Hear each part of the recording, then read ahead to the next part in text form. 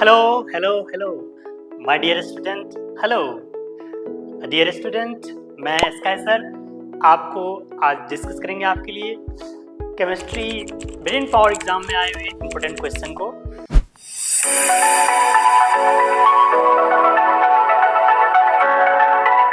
आपके लिए पहला क्वेश्चन है, the very first question is which of the following is an example of simple displacement reaction। तो इसमें से कौन सा डिस्प्लेसमेंट रिएक्शन है ये बताना है आपको। अब हम एक एक करके चेक करते हैं option. The very first is the electrolysis of water.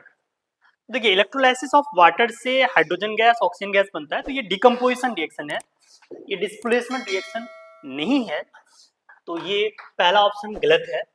Second option है बर्निंग ऑफ इथेनॉल। तो अगर बर्निंग ऑफ इथेनॉल की बात करें तो इथेनॉल को बर्न करेंगे यानी ऑक्सीजन के साथ रिएक्शन करवाएंगे तो इससे मिलेगा कार्बन डाइऑक्साइड और वाटर, तो ये भी एक कंबसन रिएक्शन है, तो इसको हम डिस्प्लेसमेंट रिएक्शन नहीं बोल सकते।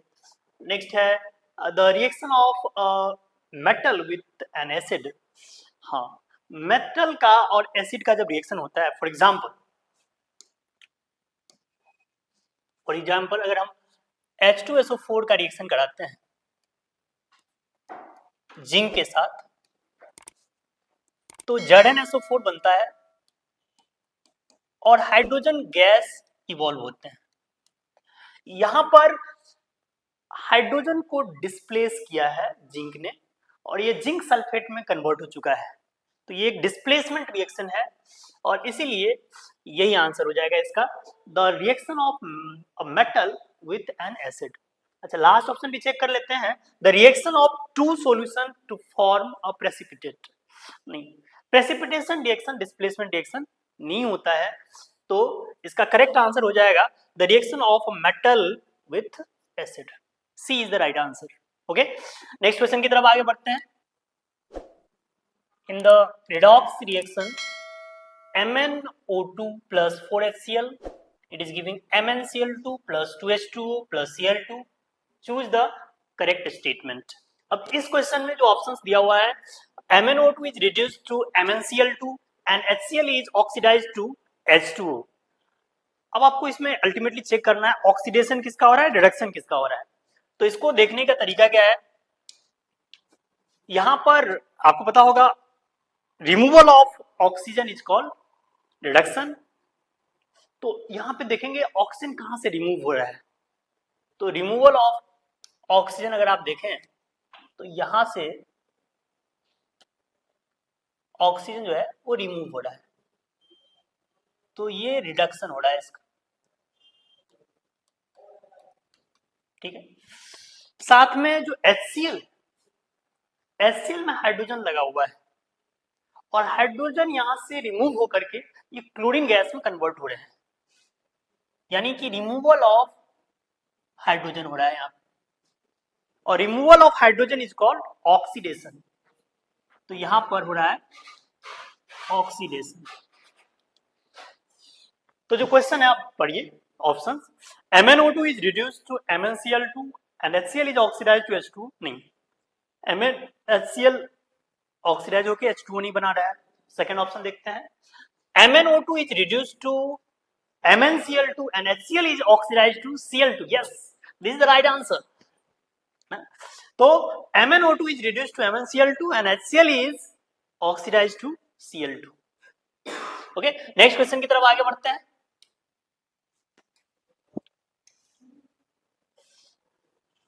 नेक्स्ट क्वेश्चन है,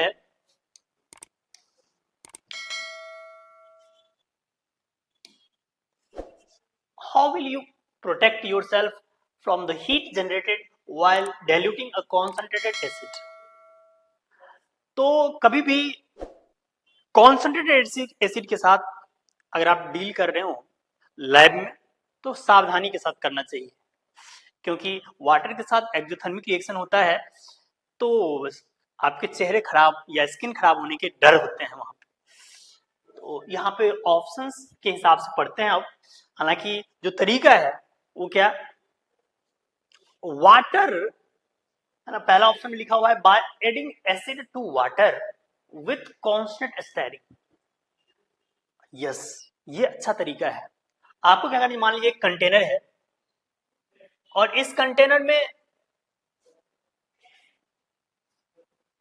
वाटर पहले से अवेलेबल है, इस कंटेनर में वाटर पहले से अवेलेबल है और वाटर में हम धीरे धीरे इसमें एसिड मिलाएं, जैसे H2SO4 मिला सकते हैं और उसको ऐसे से घुमाते रहेंगे।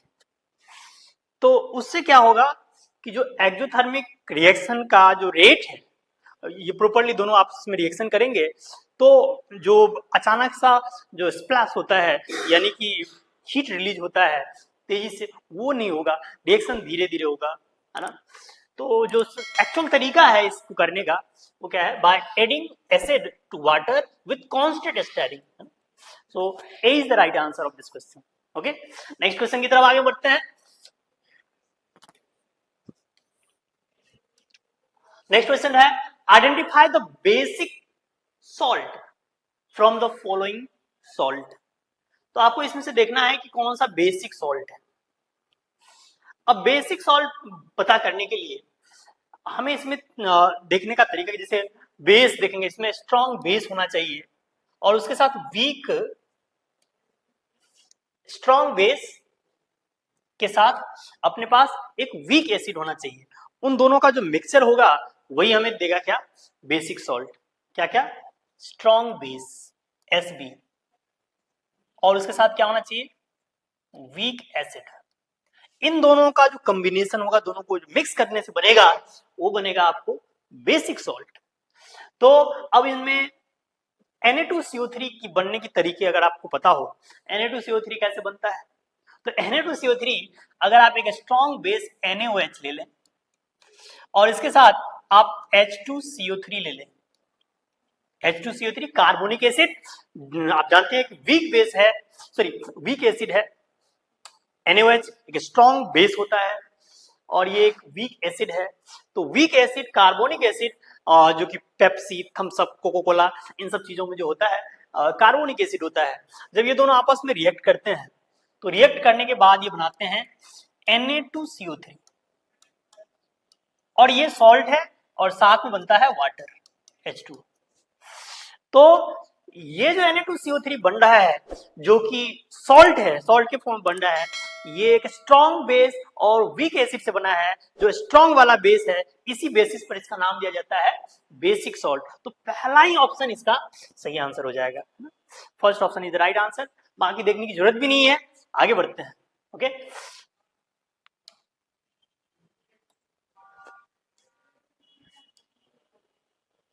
Next question. नेक्स्ट क्वेश्चन देखिए कैसे करते हैं। नेक्स्ट क्वेश्चन में दिया हुआ है the electronic configuration of three elements x, y and z are x is equal to 2,8, y is equal to 2,8,7, z is equal to 2,8,2. which of the following is correct? आपको पता करना है इसमें से करेक्ट कौन सा है। तो आसान तरीका मैं बता रहा हूं इस तरह के क्वेश्चन करने का। पहली बात, जो x है ना, x दिया है आपको 2,8, यानी इसके आउटर मोस्ट शेल में 8 इलेक्ट्रॉन है। ये एक नोबल गैस है और आपको पता होगा ये एटॉमिक नंबर 10 यानी कि नियॉन है और नियॉन एक नॉन मेटल। ओके, वाई के बारे में बात कर लेते हैं। वाई क्या है, वाई का कॉन्फ़िगरेशन लिखा है 2,8,7।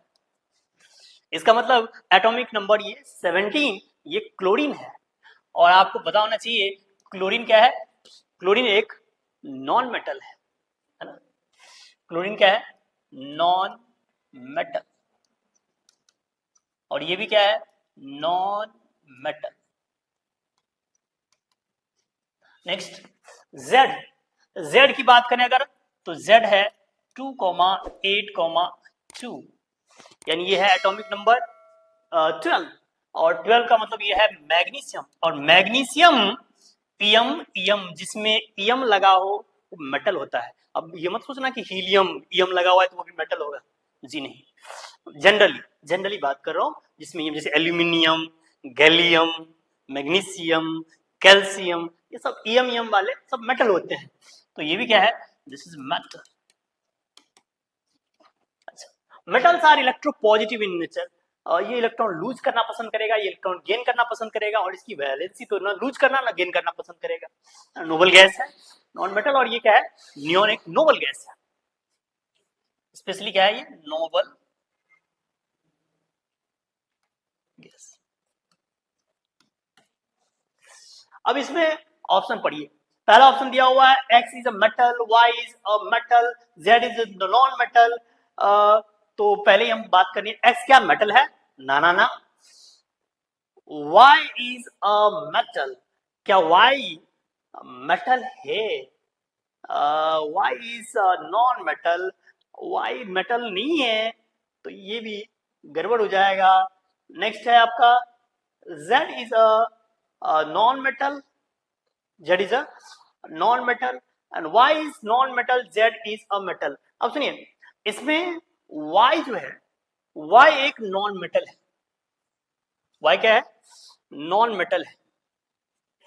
और जेड जो है वो मेटल है। जेड जो है आपका क्या है, मेटल है, जेड मेटल है। तो उस बेसिस पर हमारा आंसर जो हो जाएगा वो डी ऑप्शन हो जाएगा। यहाँ पे जो है प्रिंटिंग में लिखा हुआ है बी ऑप्शन, ये डी लिखिएगा ना, this is d, this is the correct answer. इसका आंसर क्या होगा, डी ऑप्शन।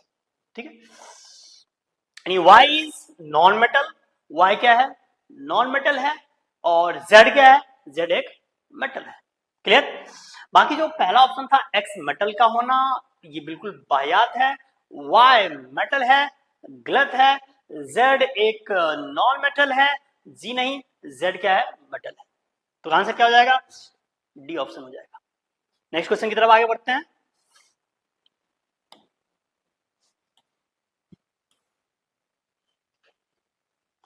नेक्स्ट क्वेश्चन है which among the following alloys contain mercury as one of its constituents? Very easy question. Stainless steel, alnico, solder and amalgam, ये सारे alloy है।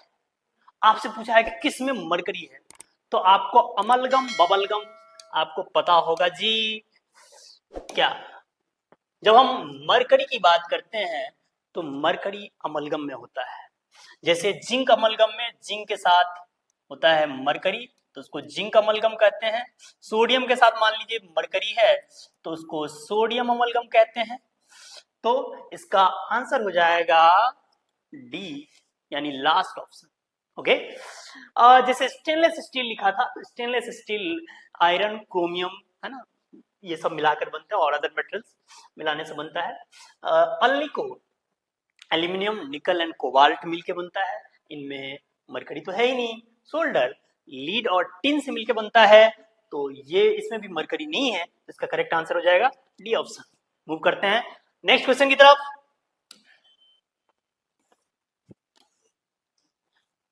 Next question देखिए, next question दे रखा है pentane has the molecular formula C5H12, it has. Pentane के structure में कितने covalent bond है? वेरी इजी क्वेश्चन, अगर आपको स्ट्रक्चर आता हो तो। देखिए आज हमारे साथ इसको कीजिए, 1 2 3 4 5 कार्बन की चेन है पेंटेन में, और आपको पता ही है कार्बन की औकात है 4 बॉन्ड बनाने की, और अपने जिंदगी में वो 4 से ज्यादा बॉन्ड कभी नहीं बनाता है, आज भी नहीं बनाएगा। तो हर एक कार्बन में बाकी वैलेंसी कंप्लीट करने के लिए वहां पे हम हाइड्रोजन लगा देंगे। तो लगा दीजिए हाइड्रोजन, और लगाने के बाद आप गिनती करेंगे कि इसमें कितने बॉन्ड हैं। ठीक है, तो इसमें पूछा गया था कितने कोवेलेंट बॉन्ड है, तो गिनती कर लीजिए 1 2 3 4 5 6 7 8 9 10 11 12 13 14 15 16। तो the answer of this question will be 16 covalent bond. Okay, तो इसका आंसर हो जाएगा 16 कोवेलेंट बॉन्ड। नेक्स्ट क्वेश्चन की तरफ मूव करते हैं।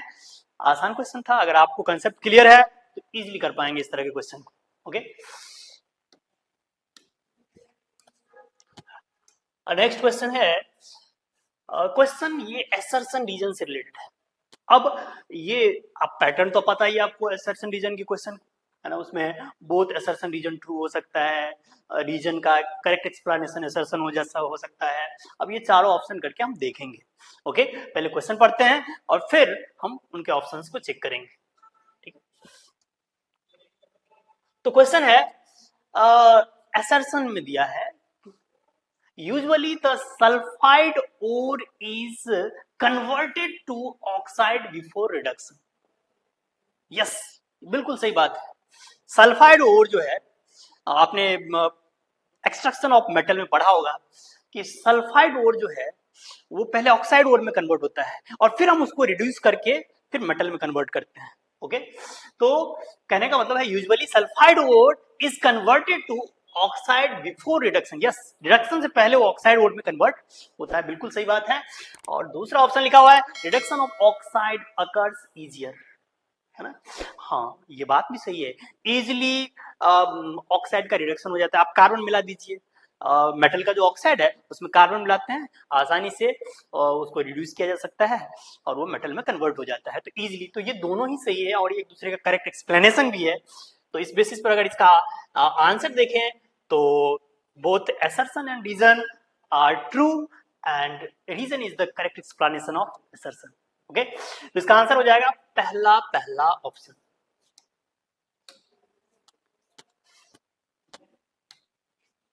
पहला ऑप्शन। ओके, नेक्स्ट क्वेश्चन की तरफ आगे बढ़ते हैं। नेक्स्ट क्वेश्चन फिर से असर्शन रीजन है और असर्शन रीजन में क्या लिखा हुआ है देखिए, पढ़ते हैं। क्वेश्चन है टंगस्टन। टंगस्टन का सिंबल अगर आपको मालूम हो W बोलते हैं इसको। Tungsten metal is used for making filament of incandescent lamps. Yes, सही बात है। जो आपका बल्ब होता है या कोई इंसिडेंस लैंप मतलब होता है कि जहाँ पे इलेक्ट्रिकल एनर्जी को हीट करके उसमें से स्पार्क या लाइट प्रोड्यूस किए जाते हो, तो बेसिकली ये सब टंगस्टन का बना होता है, उसका फिलामेंट, है ना। बिल्कुल सही बात लिखा हुआ है।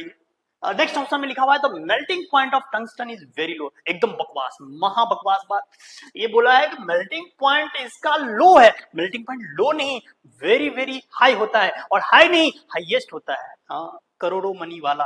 क्रोमियम, मॉलिब्डेनम, टंगस्टन इन सब के मेल्टिंग पॉइंट हाई हाई होते हैं और हाई में भी हाईएस्ट होता है टंगस्टन का। ओके, तो ये बात बिल्कुल गलत है, रीजन इसका गलत है, लेकिन असर्शन सही है। तो इस बेसिस पे हम अब ऑप्शन चूज करिए। assertion is true and reason is false, तो C is the right answer of this question। C will be the right answer of this question। okay, next question की तरफ मूव करेंगे अब।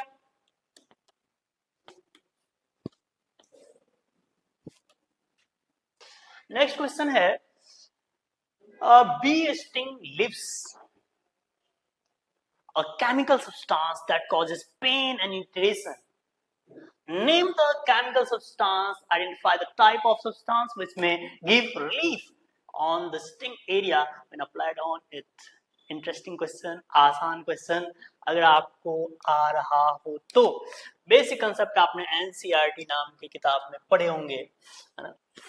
तो बी स्टिंग जो होता है, बी स्टिंग, ये जब आपको बी डंक मारता है आपके स्किन पर तो मिथेनोइक एसिड आपके ऊपर छोड़ जाता है। मिथेनोइक एसिड बोले तो HCOOH, मिथेनोइक एसिड, या इसी को बोलते हैं फॉर्मिक एसिड। दोनों, मिथेनोइक एसिड उसका आईपीएसी नेम हो गया और फॉर्मिक एसिड उसका कॉमन नेम हो गया, घर का नाम, है ना। जैसे किसी का घर का नाम होता है पप्पू, लप्पू, चप्पू, और स्कूल में राजकुमार एंड सो ऑन। तो बेसिकली बी स्टिंग से कौन सा केमिकल निकलता है? Formic acid. ओके, तो इसमें आगे देखते हैं। इसमें क्वेश्चन पूछा था identify the type of substance which में give relief on sting area when applied on. Yes, baking soda apply कर लीजिए। अगर आपको मधुमक्खी ने काट लिया तो बेकिंग सोडा उस पर अप्लाई करेंगे तो एसिड में वो बेसिक पार्ट जब लगता है तो आपको राहत महसूस होता है, रिलीफ महसूस होता है। ओके, तो तो पहले पार्ट का आंसर है मिथेनोइक एसिड और दूसरे पार्ट का आंसर है baking soda. Baking soda can give relief on the sting area when applied on it. Okay, अब हम बात करते हैं नेक्स्ट क्वेश्चन की. नेक्स्ट क्वेश्चन है name the compound formed when sodium hydrogen carbonate is heated. Sodium hydrogen carbonate को अगर हम हीट करते हैं तो हीट करने से जो केमिकल रिएक्शन होता है, या पढ़े होंगे आपने, Na2CO3 बनता है, H2O बनता है एंड CO2 बनता है. बहुत सिंपल रिएक्शन, बेसिक रिएक्शन है. सोडियम हाइड्रोजन कार्बोनेट को जब हीट करते हैं तो क्या बनता है? Na2CO3, sodium carbonate, water and CO2. Okay, इसी में पहले तो आपको रिएक्शन बोला है लिखने के लिए, नेम लिखने के लिए. सोडियम कार्बोनेट को जब हीट किया जाता है क्या क्या बनता है, और उनकी केमिकल रिएक्शन लिखने के लिए बोला है. तो ये दोनों क्लियर है, पहले पार्ट और दूसरे पार्ट. सिंपल क्वेश्चन था, आसान था. हाँ, लेकिन अगर आपको कंसेप्ट क्लियर है तो आसान है, अदरवाइज आपको पढ़ने की जरूरत है अच्छे से. Okay, next. नेक्स्ट क्वेश्चन दिया हुआ है during electrolysis of Bryan a gas G is liberated at anode. When this gas G is passed through slacked line, a compound C is formed, which is used for disinfecting drinking water. Write formula of G and C.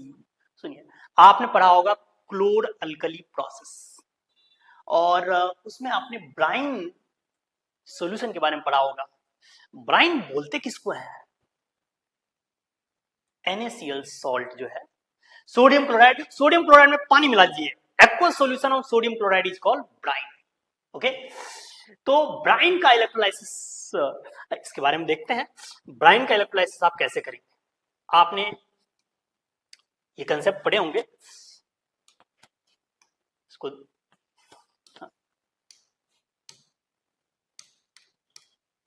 Yes.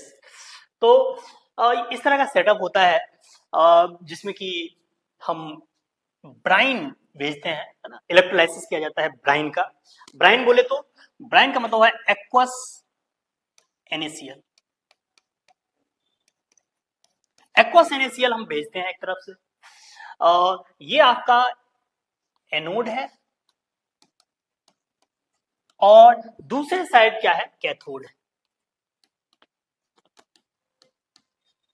Okay, जब इन दोनों को connect किया जाता है battery से, और battery से connect किया जाता है तो यहाँ पे ऑक्सीडेशन एंड रिडक्शन रिएक्शन होते हैं. याद रखिएगा, एनोड पर always always and always oxidation reaction होता है.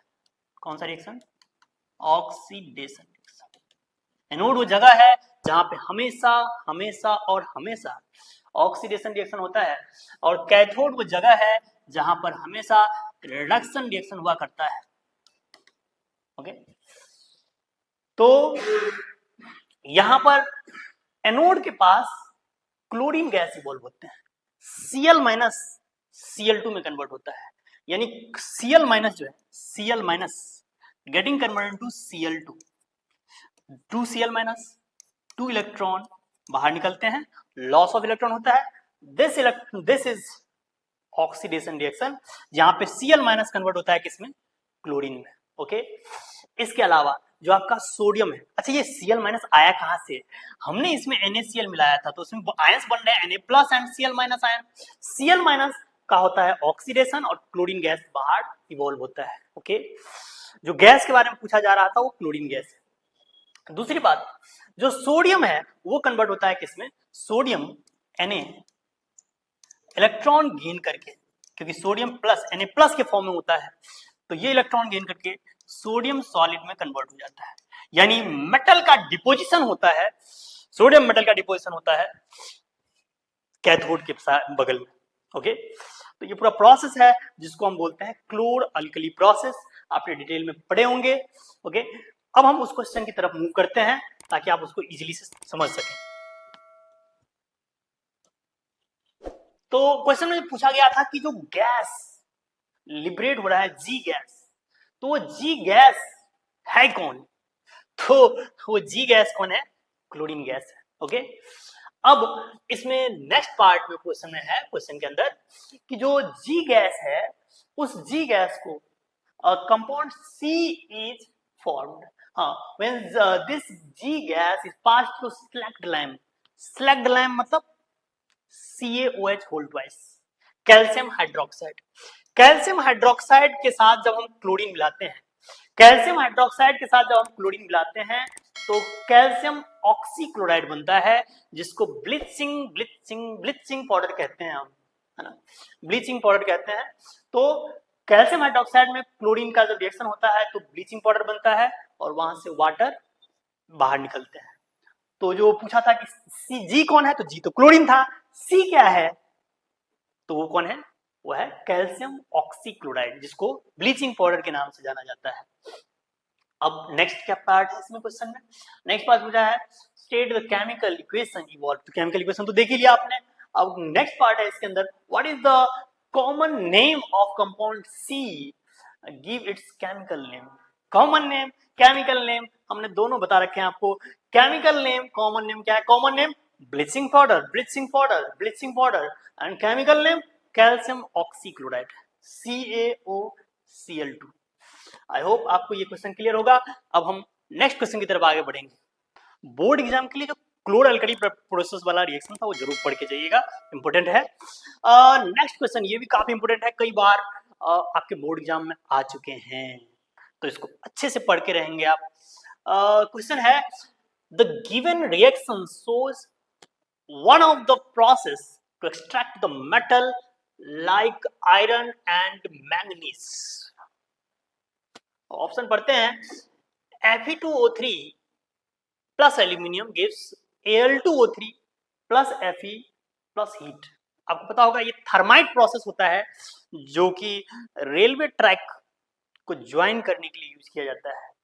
थर्माइट प्रोसेस, यहाँ पे काफी ज्यादा मात्रा में हीट रिलीज होता है, हाईली एक्सोथर्मिक नेचर का ये रिएक्शन होता है। तो क्वेश्चन पूछा है give reason why the above reaction is known as a thermite reaction. मैंने पहले ही बोल दिया कि हाईली एक्सोथर्मिक नेचर का है ये रिएक्शन, और इसमें थर्माइट वर्ड, थर्म वर्ड जो है, थर्म का मतलब होता है हीट, है ना, और इस रिएक्शन का यूज होता है रेलवे ट्रैक को ज्वाइन करने के लिए, इसीलिए इस रिएक्शन को क्या बोलते हैं, थर्माइट रिएक्शन। ओके, नेक्स्ट है identify the substance oxidised and reduced in the above reaction. Okay, तो यहाँ पे रिमूवल ऑफ ऑक्सीजन हो रहा है कहाँ से, वो देख लेंगे, एडिशन ऑफ ऑक्सीजन कहाँ पे हो रहा है वो चेक कर लेंगे, तो हमें पता चल जाएगा।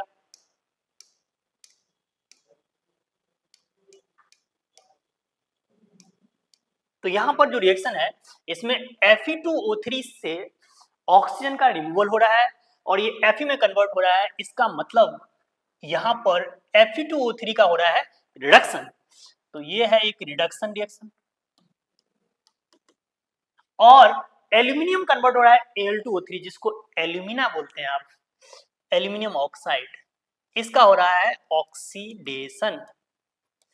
तो क्वेश्चन आपसे पूछा है कि आइडेंटिफाई द सब्सटेंस ऑक्सीडाइज, तो किसका ऑक्सीडेशन हुआ है, एल्यूमिनियम का, तो ऑक्सीडाइज्ड कौन हुआ है, एल्यूमिनियम, और रिड्यूस्ड कौन हुआ है, वो है Fe2O3 ferric oxide. Okay, next question, next part है इस क्वेश्चन का, give a reason why aluminium is preferably used in thermite reaction.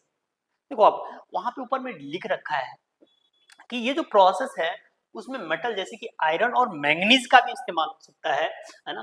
The given reaction shows one of the process to extract the metal like iron and manganese. Actual में ये जो thermite process में और भी metal का हम इस्तेमाल कर सकते हैं, लेकिन प्रेफरेबली एल्यूमिनियम का ही इस्तेमाल होता है, क्योंकि इसकी रिएक्टिविटी जो है वो रिलेटिवली बाकी के कंपेरिजन में ज्यादा होती है ना।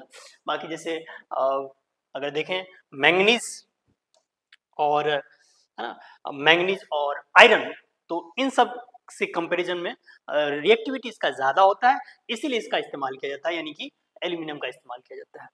बाकी एक बार पहले पार्ट का आंसर हो गया, the reaction is highly exothermic reaction, metal obtain will be molten state and that's why it is called thermite reaction. Okay, substance जिसका ऑक्सीडेशन हुआ है वो एल्यूमिनियम है, जिसका रिडक्शन हुआ है वो है Fe2O3।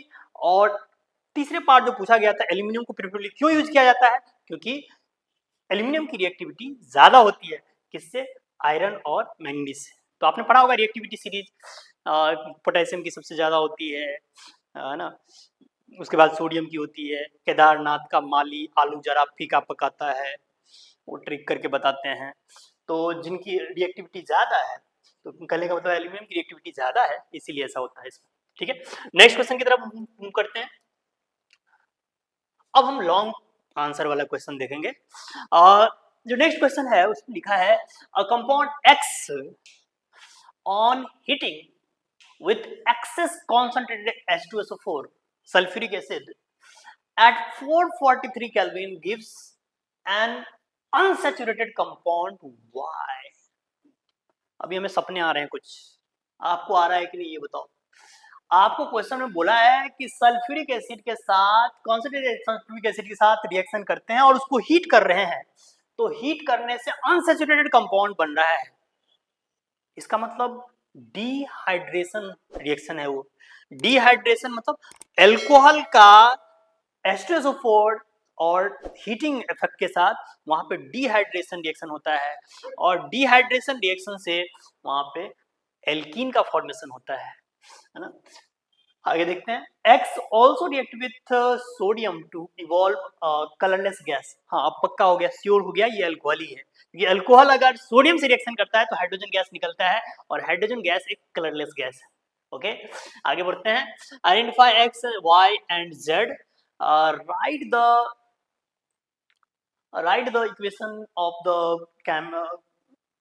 chemical reaction for formation of Y, and also write the role of sulfuric acid in the reaction। तो सल्फ्यूरिक एसिड का इसमें रोल क्या है, डिहाइड्रेटिंग एजेंट का काम करता है, डिहाइड्रेटिंग एजेंट का काम करता है।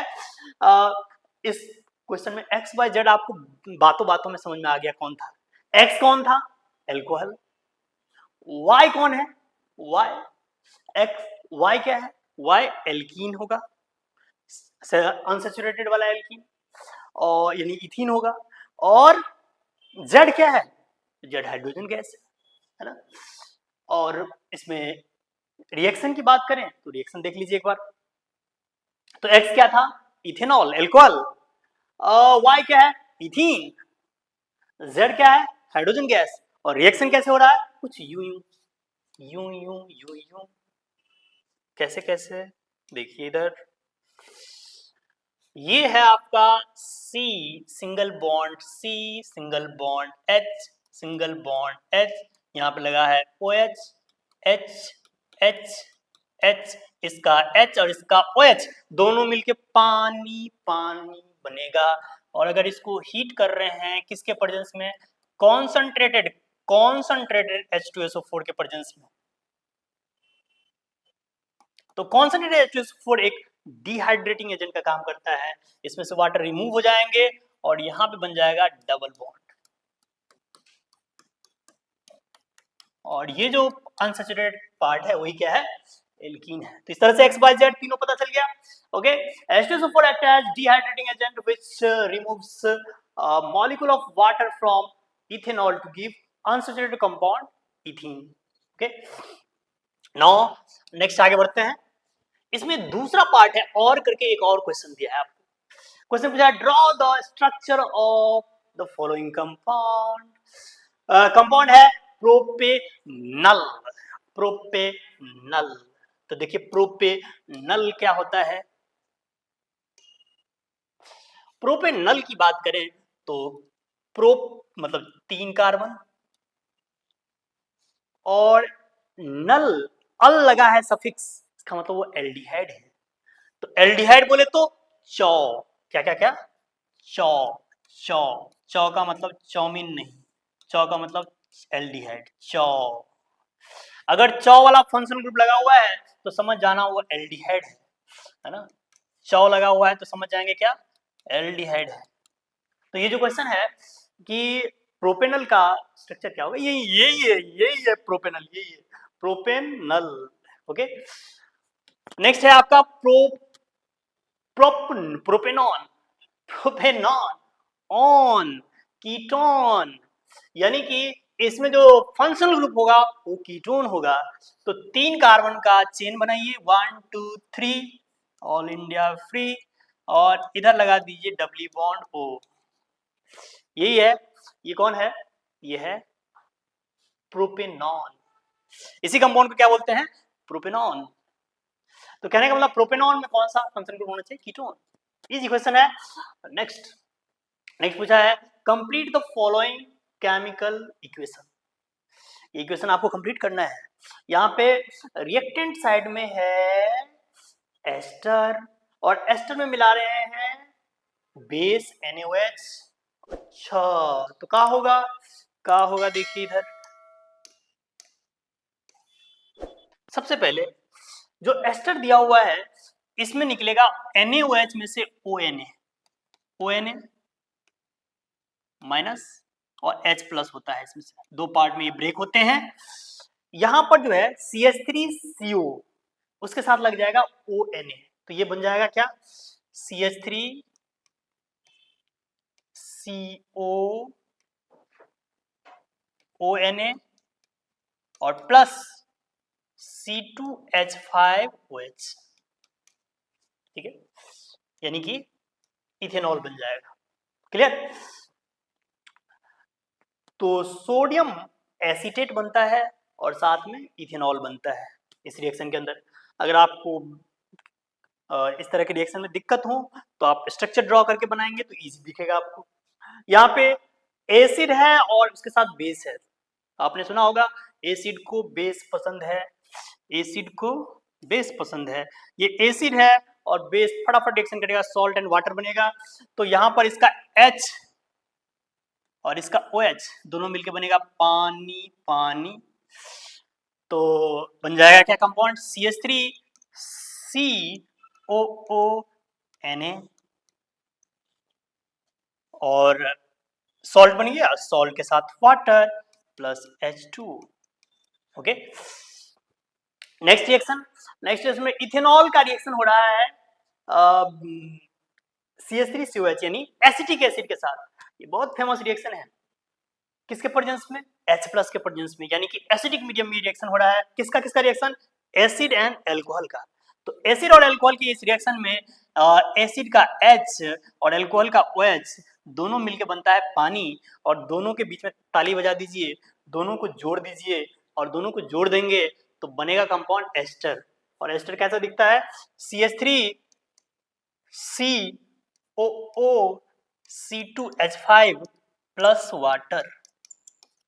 ओके, तो इस तरह से आप सारे पार्ट इसमें इजीली कर सकते हैं। ये सारा चीज मैंने ऑलरेडी एक्सप्लेन कर रखा है ना, प्रोपेनॉन का स्ट्रक्चर और आपका जो प्रोपेनल का स्ट्रक्चर है, बाकी केमिकल रिएक्शन देख लीजिए, ये सारे हमने ऑलरेडी बता रखे हैं। नेक्स्ट क्वेश्चन की तरफ आगे बढ़ सकते हैं हम। ओके, आई होप आपको क्लियर हुआ होगा इसको। अब है सेक्शन ई, जिसमें कि case based data based question आपको बताने हैं। अब इस क्वेश्चन में क्वेश्चन पढ़ते हैं आपके लिए। क्वेश्चन दिया है during extraction of metal electrolytic refining is used to obtain pure metal.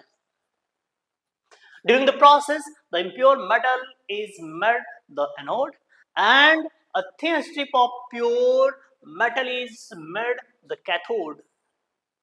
The solution of the metal salt is used as an electrolyte. The pure metal from the anode dissolved from the electrolyte and an equivalent of pure metal from the electrolyte is deposited the cathode. ये तो story हो गया, और story से related ये सारे questions आपको पूछे गए हैं। अब इलेक्ट्रोलाइसिस अगर आपको पता हो, यानी इलेक्ट्रो रिफाइनिंग का जो प्रोसेस है, जैसे कॉपर के इलेक्ट्रो रिफाइनिंग, अगर आप उसको देखेंगे, उसको समझेंगे, तो बहुत इजीली आप इस क्वेश्चन के जवाब दे पाएंगे। सबसे पहले हम आपको बताना चाहेंगे इलेक्ट्रो रिफाइनिंग प्रोसेस कैसे होता है। ओके, आइए इसको डिटेल में समझते हैं पहले। तो इस क्वेश्चन में जो हमें दिया है, इलेक्ट्रो रिफाइनिंग का कंसेप्ट दिया है।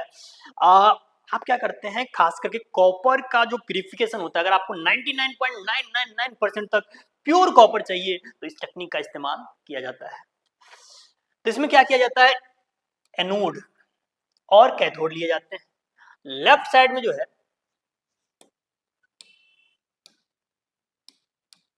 लेफ्ट साइड में यहाँ पे है एनोड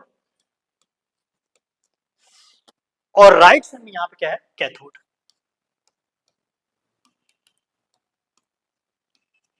एनोड आपका पॉजिटिवली चार्ज है और कैथोड आपका निगेटिवली चार्ज है। इस कंटेनर के अंदर कॉपर सल्फेट है CuSO4। कॉपर सल्फेट का एक्वस सॉल्यूशन होता है इसके अंदर।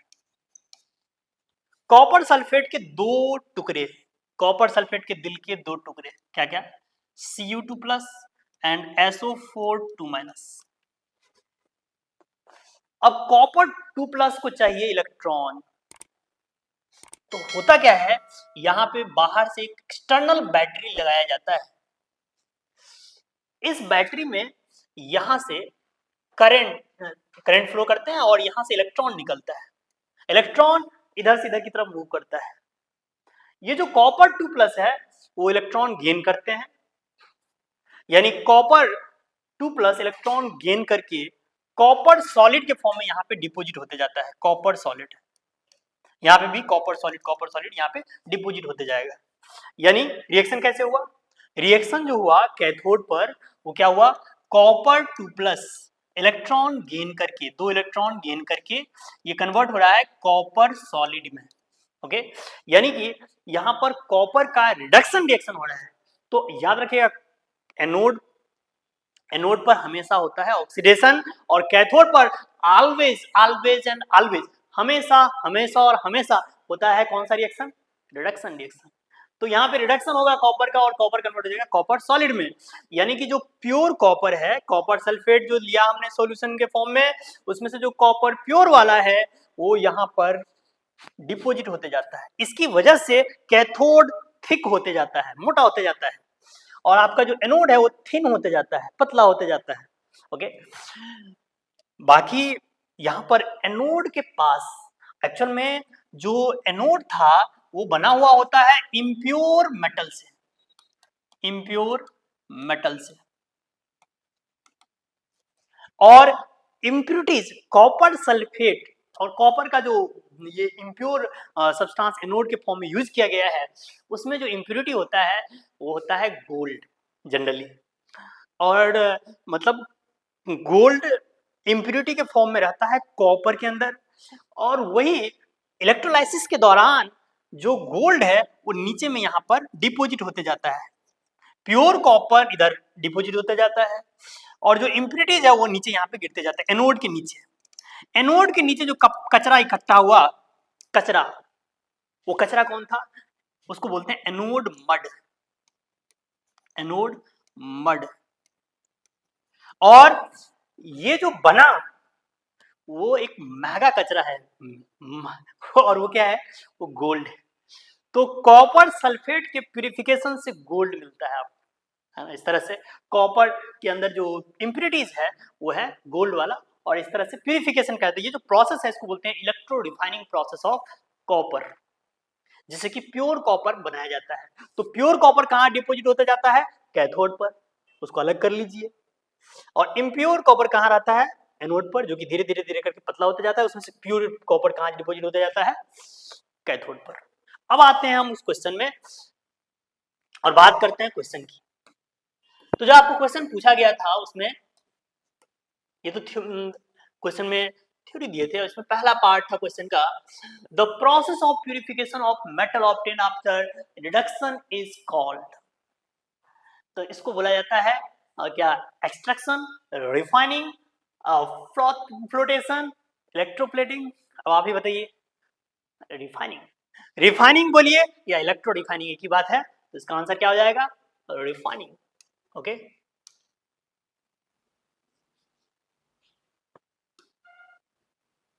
तो पहले पार्ट का आंसर हो गया refining. Okay, next, which of the following metal are refined by electrolytic refining। तो कौन से मेटल का यूज किया जाता है इलेक्ट्रो रिफाइनिंग में। अच्छा, इसमें अभी जो मैंने एग्जांपल दिया वो मैंने कॉपर का दिया। इस मेथड का यूज हम गोल्ड के लिए भी कर सकते हैं, लेकिन सोडियम और पोटेशियम का यूज नहीं किया जाता है। सोडियम की रिएक्टिविटी ज्यादा होती है, पोटेशियम की रिएक्टिविटी भी ज्यादा होती है, तो हम उसका यूज नहीं कर सकते। हाँ, लेकिन गोल्ड का भी यूज, ये तो कॉपर की प्यूरिफिकेशन का मैंने टेक्निक बताया आपको, गोल्ड का प्यूरिफिकेशन टेक्निक भी इसी तरह से किया जाता है। जो इम्प्योर गोल्ड है उसको एनोड पे रखेंगे और कैथोड पर प्योर गोल्ड बनता जाएगा, और रिएक्शन सेम होगा, ऑक्सीडेशन रिएक्शन एनोड पर और कैथोड पर रिडक्शन रिएक्शन, और कॉपर के जगह पे वहां पे गोल्ड डिपॉजिट होता जाएगा। तो इस टेक्निक का इस्तेमाल गोल्ड के प्यूरिफिकेशन में भी किया जाता है। यानी कि इसमें जो पूछा था कौन कौन से मेटल का यूज किया जा सकता है, तो ये दोनों हो जाएगा, यानी कि ए इसका करेक्ट आंसर हो जाएगा। ओके, नेक्स्ट पार्ट है द एनोड इज, फिर ब्लैंक जगह दे दिया है, तो एनोड कौन सा जगह होता है, a for anode, a for addition, जहां पे पॉजिटिव चार्ज होता है। एनोड वो जगह है जहां पे पॉजिटिव चार्ज होता है, लेकिन याद रखना आप, ये आपके क्लास 10 तक के लिए सही है। गैल्वेनिक सेल जब आप पढ़ेंगे तो उल्टा हो जाएगा, एनोड पर वहां पे निगेटिव चार्ज हो जाता है गैल्वेनिक सेल में, जबकि इलेक्ट्रोलाइटिक सेल क्लास 10 में जो आप पढ़ते हैं वो इलेक्ट्रोलाइटिक सेल के बारे में पढ़ते हैं। इलेक्ट्रोलाइटिक सेल में अब क्लास 10 तक आपको कोई दिक्कत नहीं है, तो उसमें इस तरह के क्वेश्चन को कर सकते हैं। ऐसे ऐसे याद रखिएगा, a for addition, a for anode, और एनोड पर होता है पॉजिटिव चार्ज। क्या ये हमेशा एनोड पर पॉजिटिव चार्ज होता है? क्लास 10 तक सही है, क्योंकि इलेक्ट्रोलाइटिक सेल ही है। जब आप गैल्वेनिक सेल पढ़ेंगे तो उसमें उल्टा हो जाता है, एनोड पर निगेटिव चार्ज हो जाता है। ओके, तो क्लास 10 तक के लिए अभी सही है। चलिए, द एनोड इज, तो क्या लिखेंगे, positively charge. The reaction at anode is called, मैंने कई बार बोला आपको अभी बीच बीच में, एनोड वो जगह होता है जहां पे ऑलवेज ऑलवेज एंड ऑलवेज होता है ऑक्सीडेशन रिएक्शन। तो यहां पे कौन सा रिएक्शन होगा, oxidation, oxidation reaction. Okay, next बढ़ते हैं। तो इसमें जो पार्ट दिया होता है, पहले पार्ट का रिफाइनिंग और दूसरे पार्ट का 1 एंड 2, यानी कि कॉपर एंड गोल्ड दोनों मेटल है। तीसरे पार्ट में sodium and potassium are highly reactive metal, they are combined with electrolytic reduction. Electrolytic refining is used for metal like copper, zinc, gold, silver etcetera. तो इन सब का यूज कर सकते हैं। और उसमें जो एनोड है वो पॉजिटिवली चार्ज है, और एनोड पे हमेशा क्या होता है, ऑक्सीडेशन रिएक्शन। ओके, नाउ एक और क्वेश्चन है उसमें जो कि और करके दिया हुआ था आपको। क्वेश्चन है write the chemical equation take place at anode and cathode. ये मैंने ऑलरेडी बता दिया आपको, क्या एनोड पे होता है ऑक्सीडेशन रिएक्शन और कैथोड पर होता है रिडक्शन रिएक्शन। तो कैसे रिएक्शन होता है, ये जो हमने यहां पर जो रिएक्शन होता है वो इस तरह से देख लीजिए।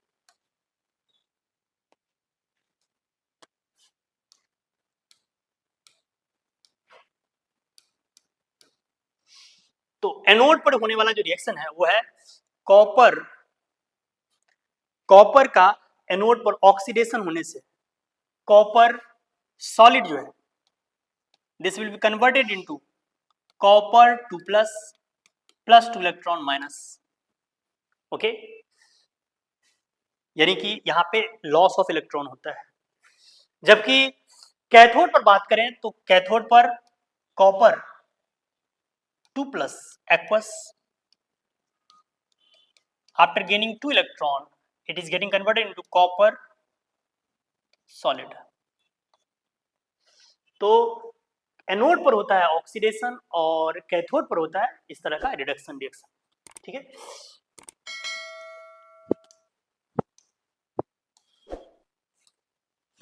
Okay, thank you. अब आई होप आपको सारे क्वेश्चन अच्छे से क्लियर हो गया। बाकी आपको इससे रिलेटेड और भी कोई डाउट होते हैं तो आप कमेंट बॉक्स में लिख सकते हैं, हम उसे जरूर एक्सप्लेन करने की कोशिश करेंगे। Thank you, bye bye.